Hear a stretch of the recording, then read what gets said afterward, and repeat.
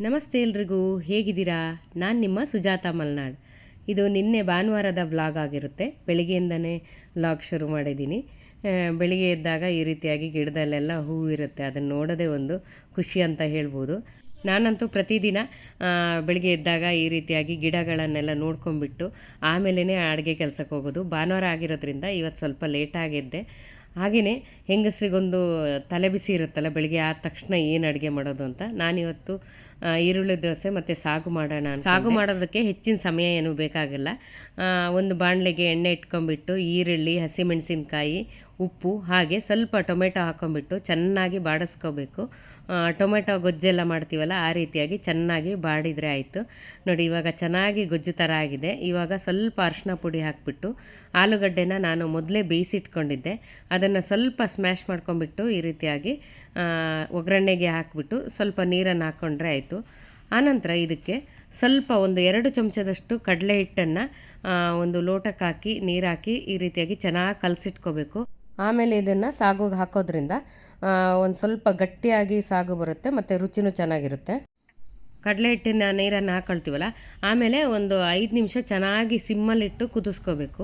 ಆವಾಗ ಸ್ವಲ್ಪ ಗಟ್ಟಿಯಾಗಿ ಬರುತ್ತೆ ಸಾಗು. ನೋಡಿ, ಈ ರೀತಿಯಾಗಿ ಚೆನ್ನಾಗಿ ಬರುತ್ತೆ. ಇನ್ನು ತಣದ ಮೇಲಂತೂ ಇನ್ನೂ ಸ್ವಲ್ಪ ಗಟ್ಟಿಯಾಗಿ ಬರುತ್ತೆ. ನೋಡಿ, ಈಗ ಸಾಗುನು ಕೂಡ ಹಾಗೆ. ನಾನು ಇವತ್ತು ಭಾನುವಾರ ಅಲ್ಲ, ಸ್ಪೆಷಲ್ಲಾಗಿ ಈರುಳ್ಳಿ ದೋಸೆ ಮಾಡೋಣ ಅಂದ್ಕೊಂಡೆ. ಇದಕ್ಕೆ ಈರುಳ್ಳಿ, ಹಸಿಮೆಣಸಿನ್ಕಾಯಿ ಮತ್ತು ಕ್ಯಾರೆಟ್ ಹಾಕಿ ಮಿಕ್ಸ್ ಮಾಡ್ಕೋಬೇಕು. ತುಂಬಾ ರುಚಿಯಾಗಿ ಬರುತ್ತೆ. ಬರೀ ಈರುಳ್ಳಿ ಹಾಕೋದ್ಕಿಂತ ಕ್ಯಾರೆಟ್ ತುಂಬಾ ಚೆನ್ನಾಗಿ ಬರುತ್ತೆ. ಈರುಳ್ಳಿ ದೋಸೆ ಮಾಡೋದು ತುಂಬ ರಗಳೆ ಏನಿಲ್ಲ ಮಾರ್ರೆ, ಆರಾಮಾಗಿ ಮಾಡ್ಕೊಬೋದು. ದೋಸೆ ಹಿಟ್ಟೊಂದು ಇದ್ಬಿಟ್ರೆ ಆರಾಮಾಗಿ ದೋಸೆ ಮಾಡ್ಕೊಬೋದು. ಈ ರೀತಿಯಾಗಿ ಮಾಮೂಲಿಯಾಗಿ ನಾವು ದೋಸೆ ಹೊಯ್ಕೊಳ್ತೀವಲ್ಲ, ದಪ್ಪ ದೋಸೆ, ಆ ರೀತಿಯಾಗಿ ಹಾಕ್ಕೊಂಡ್ರೆ ಆಯಿತು. ಆಮೇಲೆ ಒಂದು ಹಿಡಿ ಆಗೋಷ್ಟು ಈ ಮಿಶ್ರಣ ಏನು ಮಾಡಿರ್ತೀವಿ ಅದನ್ನು ಹಾಕ್ಕೊಂಬಿಟ್ಟು ಚೆನ್ನಾಗಿ ಈ ರೀತಿಯಾಗಿ ಸ್ವಲ್ಪ ಒತ್ತಬೇಕು, ಯಾಕೆಂದರೆ ಹಿಟ್ಟಿಗೆ ಅಂಟ್ಕೊಳ್ಳುತ್ತೆ, ಅದಕ್ಕೋಸ್ಕರ. ಆಮೇಲೆ ಇದಕ್ಕೆ ಒಂದು ಅರ್ಧ ಚಮಚದಷ್ಟು ಎಣ್ಣೆನ ಮಾತ್ರ ನಾನು ಹಾಕ್ಕೊಳ್ತಾ ಇದ್ದೀನಿ. ಅದ್ರ ಜೊತೆಗೆ ಸ್ವಲ್ಪ ಬೆಣ್ಣೆನ ಹಾಕ್ಕೊಳ್ತಿದ್ದೀನಿ. ಬೆಣ್ಣೆ ಹಾಕ್ಕೊಂಡ್ರೆ ತುಂಬಾ ರುಚಿಯಾಗಿ ಬರುತ್ತೆ. ಮತ್ತು ನಿಧಾನವಾಗಿ ಅದ್ರ ಮೇಲೆ ಕಾಯಿಸ್ಕೋಬೇಕು, ಮಗ್ಚಿ ಹಾಕಿ ಕಾಯಿಸ್ಬೇಕು, ಆವಾಗ ಚೆನ್ನಾಗಿ ಬರುತ್ತೆ. ಇದನ್ನು ಸ್ವಲ್ಪ ನಿಧಾನ ಉರಿಲಿ ಇಟ್ಕೊಂಡು ಕಾಯಿಸ್ಕೊಂಡ್ರೆ ಚೆನ್ನಾಗಿ ಈರುಳ್ಳಿ ಎಲ್ಲ ಬೇಯುತ್ತೆ. ನೋಡಿ ಎಷ್ಟು ಚೆನ್ನಾಗಿ ದೋಸೆ ಬಂದಿದೆ ಅಂತ. ಈ ರೀತಿಯಾಗಿ ದೋಸೆ ಬರಿಬೇಕು, ಚೆನ್ನಾಗಿ ಕಾಯಬೇಕು, ಆವಾಗಲೇ ರುಚಿ ಚೆನ್ನಾಗಿರೋದು. ನೋಡಿದ್ರಲ್ಲ ಎಷ್ಟು ಸುಲಭವಾಗಿ ಸಾಗುನು ತಯಾರಾಯಿತು. ಮತ್ತು ಚಟ್ನಿನೂ ಕೂಡ ರೆಡಿ ಮಾಡಿ ಇಟ್ಕೊಂಡಿದ್ದೆ. ನಮ್ಮನೆಯವರಿಗೆ ಈ ರೀತಿಯಾಗಿ ದೋಸೆ ಮೇಲೆ ಚಟ್ನಿ ಹಾಕ್ಕೊಂಡು ತಿನ್ನೋದ್ರಿಂದ ತುಂಬ ಇಷ್ಟ ಅವರಿಗೆ. ಹಾಗೆಯೇ ಅದಕ್ಕೊಂದು ಸ್ವಲ್ಪ ಬೆಣ್ಣೆ ಹಾಕ್ಕೊಂಬಿಟ್ಟು ಸಾಗು ಹಾಕಿ ತಿಂದರು. ಇದು ತುಂಬಾ ರುಚಿಯಾಗಿರುತ್ತೆ ಅಂತ ಹೇಳ್ಬೋದು. ಈರುಳ್ಳಿ ದೋಸೆಗೆ ಈ ರೀತಿಯಾಗಿ ಸಾಗು ಮಾಡ್ಕೊಂಡು ತಿಂದರೆ ಸೂಪರ್ ಆದ ಟೇಸ್ಟ್ ಆಗಿರುತ್ತೆ ಖಂಡಿತವಾಗಿ. ಹಾಗೆಯೇ ತಿಂಡಿ ಎಲ್ಲ ಮುಗಿಸಿ ಆದಮೇಲೆ ನಾನು ನಮ್ಮ ಮನೆಯವರು ನರ್ಸರಿಯಿಂದ ಸ್ವಲ್ಪ ಗೊಬ್ಬರ ಮತ್ತು ಗಿಡ ತರೋದಿತ್ತು. ಹಾಗಾಗಿ ಇಬ್ಬರು, ನನಗೆ ಗಿಡ ಎಲ್ಲ ಬೆಳೆಸೋದ್ರಿಂದ ತುಂಬಾ ಇಷ್ಟ. ಹಾಗಾಗಿ ನಮ್ಮ ಮನೆಯವರು ಯಾವಾಗಲೂ ಗಿಡ ತೆಗೆಸ್ಕೊಡ್ತಾ ಇರ್ತಾರೆ.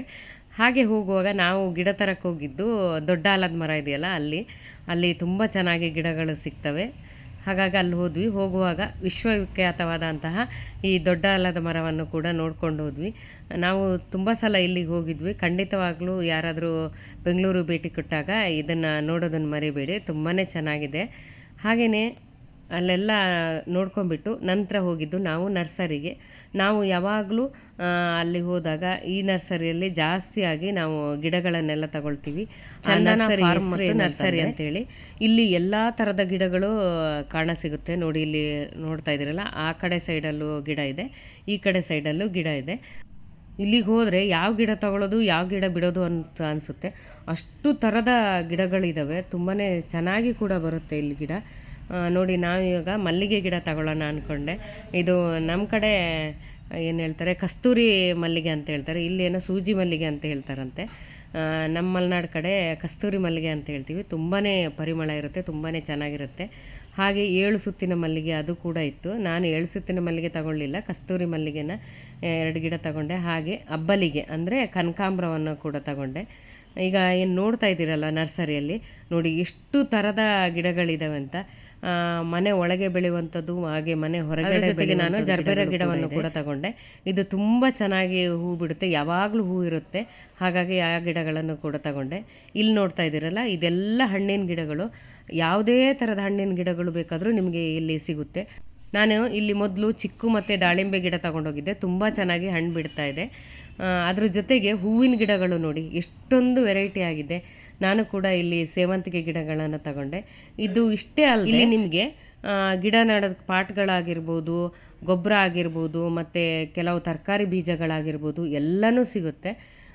ನೋಡಿ ನಾನೀಗ 9 ಗಿಡಗಳನ್ನು ತಗೊಂಡಿದ್ದೀನಿ. ಎಲ್ಲದು ತುಂಬ ಸುಂದರವಾಗಿದೆ, ತುಂಬ ಚೆನ್ನಾಗಿದೆ ಅಂತಲೇ ಹೇಳ್ಬೋದು. ನಾನು ಯಾವಾಗಲೂ ಜಾಸ್ತಿಯಾಗಿ ಖರೀದಿ ಮಾಡುವಂಥದ್ದು ಇಲ್ಲೇ ಗಿಡ. ಖಂಡಿತವಾಗ್ಲೂ ನೀವು ಭೇಟಿ ಕೊಟ್ಟಾಗ ಆಲದ ಮರದ ಹತ್ರ ಈ ನರ್ಸರಿಗೆ ಹೋಗಿ ನಿಮಗೆ ಯಾವ ರೀತಿಯ ಗಿಡ ಬೇಕು ಎಲ್ಲ ರೀತಿಯ ಗಿಡಗಳು ಸಿಗುತ್ತೆ. ತುಂಬ ಬಜೆಟ್ ಫ್ರೆಂಡ್ಲಿಯಾಗಿ ಕೂಡ ಇರುತ್ತೆ ಅಂತ ಹೇಳ್ಬೋದು.